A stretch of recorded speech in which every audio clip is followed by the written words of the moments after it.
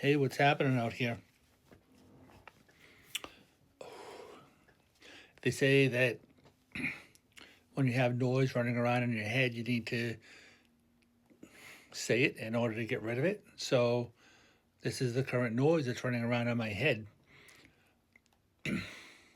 How many people get all angsty before they start posting a video? Right? There's that.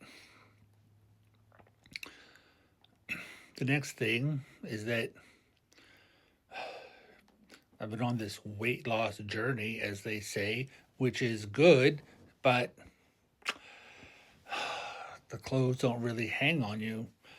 Well, they don't hang on me the same as they did before. Of course, it was like fuller because I was heavier, but now here we are. So, anyway, get that noise out of the way.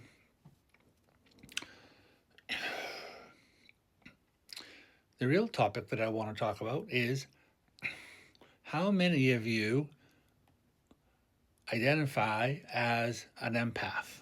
And do you really know what that even means? And what happens in the life of an empath? So, if you're an empath, and if you're not, if you're not an empath, then you probably don't really understand what that means.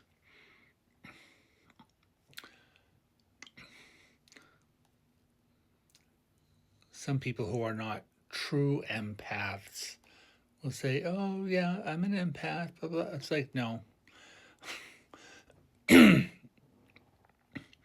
If you were an empath, it's a whole thing going on. It's a whole vibe. It's intense. Uh, it can be it can be good. It can be experiential. It can also be scary. It can be difficult. And a lot of times it is difficult, especially when you start honing your skills. I started working as a professional psychic in 1991, actually 1993. So I'm old, right? 64. And I've been developing the skill. It's really like a muscle. The more you use it, the better it gets. And so now, over the past 30 some odd years,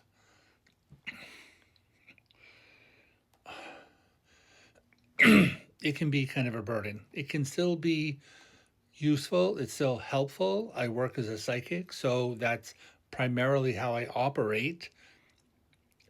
I also, when I'm doing readings for people, I also am clairvoyant, so I see things. I have like visions, stuff like that. Clairvoyant really means like clear vision. So it's like you have a clear view of what it is that's happening when somebody says things. And really, whenever I'm having a conversation with somebody, I am seeing what is happening. Okay, but we're here to talk about being an empath. So an empath is somebody that feels what other people feel. Okay, that's first and foremost. That's basic, right? It's like you're basic. So that's not nice. um, so yeah, so that's the first and foremost thing about being an empath. However, being an empath means that you can feel, it's like feeling the vibe in the room, right? And so if there was something really negative that happened in a room and then somebody cleared the furniture out and you walked into that room, you would be able to feel what it is that happened in that room.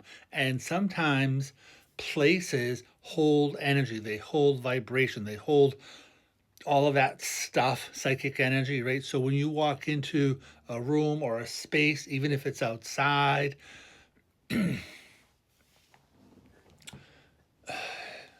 you can feel the energy of that place, right? The same is true if it was like happy things. It doesn't really matter what it is that was going on. If there was like strong, intense joy that was happening in a particular place, some place that was like filled with love all the time, right, then you would be able to feel that. So that being said, you can extrapolate, that's a word, right? You can take from that that an empath also feels over time. We feel across time. So as an empath, we can feel things that are coming.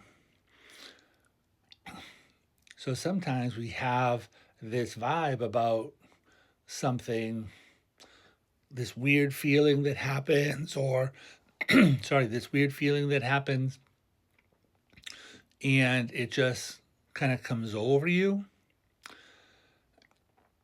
Sometimes somebody will be talking about something and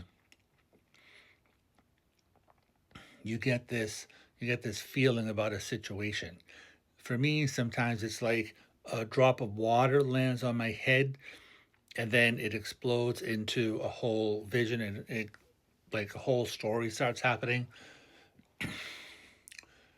and I get the information in about 10 seconds, but it also can take like a half hour to explain. So I don't always do that.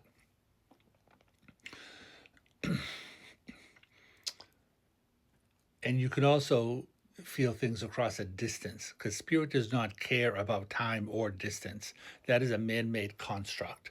So if somebody is thinking about me on the other side of the country, and this is a true story, it happens, if they are thinking about me in a big way, then I will start thinking about them a lot because they're thinking about me a lot.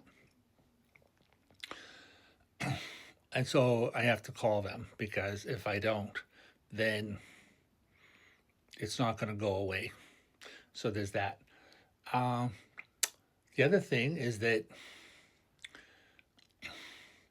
it has happened for me where I didn't necessarily have a strong feeling about something. It's almost like an absence. I have a client, and I've known this person for a long time. I've been doing readings for them like over 20 years, over 20 years. And sometimes this person is thinking about me, thinking about getting a reading, and they're not really sure. Sometimes I just feel like something is off, or like I said, there's an absence of a feeling about that person. And I just randomly send them a text, hey, how you doing, whatever. And they're like, oh, I was thinking about you, like getting a reading, blah, blah, blah, etc. And so that happens. I try not to reach out to clients because I don't want them to think that I don't want them to think that I'm trolling for a reading or anything like that. Um, I'm above board. I don't lie about things. I just tell people what I see, what I hear, what I'm looking at in the cards, and all of that. But you can feel things that are happening in the future. Like just because you're feeling something does not mean that it's happening like tomorrow or the next day or the next week. It could be something that's happening over the course of the next month. And there are also ways to identify what that is.